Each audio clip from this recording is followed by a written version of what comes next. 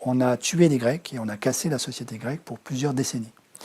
Le gouvernement français, sous couvert de faire de la relance, est en train de faire la même chose en France, de manière moins violente que ce qu'on a fait aux Grecs, mais il n'empêche que c'est l'austérité budgétaire qui est en train de faire le gouvernement. Et ça, l'austérité budgétaire, c'est la pire des solutions quand on entre dans la déflation. C'est ce qu'avait fait le chancelier Heinrich Brüning en 1930.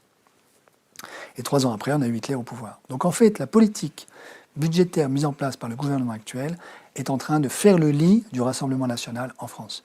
Si on veut que le Rassemblement national gagne en 2022 ou en 2027, il faut continuer à faire la politique que met en place Macron aujourd'hui. Donc il y a une illusion à dissiper auprès des Françaises et des Français aujourd'hui qui est de croire que la République en marche est le rempart contre le fascisme en France. C'est pas vrai, elle en est le meilleur allié, puisque la politique qu'elle est en train de mettre en œuvre aujourd'hui, sa politique économique, aujourd'hui déroule le tapis rouge à l'arrivée au pouvoir du Rassemblement national, lorsque les classes moyennes françaises seront complètement désespérées par le marasme économique et la déflation et finiront par élire un clown ou une clown, comme les Allemands en 1933 ont élu Adolf Hitler. C'est dur de dire ça, c'est dur.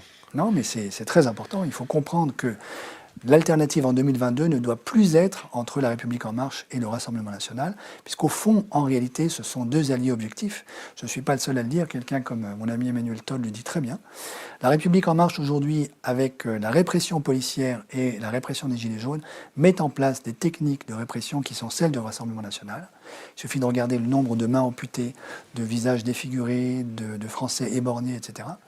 Les techniques du Rassemblement national, ça, c'est quoi ça? Ça, c'est une politique violente de répression contre les Français.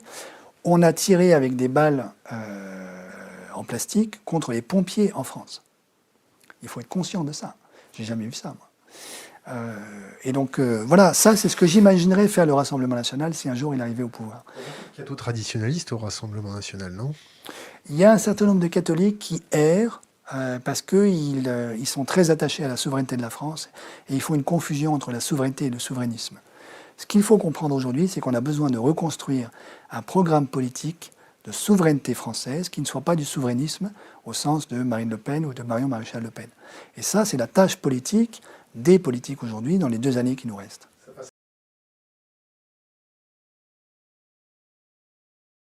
Ça passera par un Frexit? Ça ne passera pas par un Frexit. Moi, je ne suis pas favorable à un Frexit. Pour la raison simple suivante, c'est que déjà dans les années 90, on n'arrivait pas à maintenir le taux de change du franc français sur les marchés internationaux.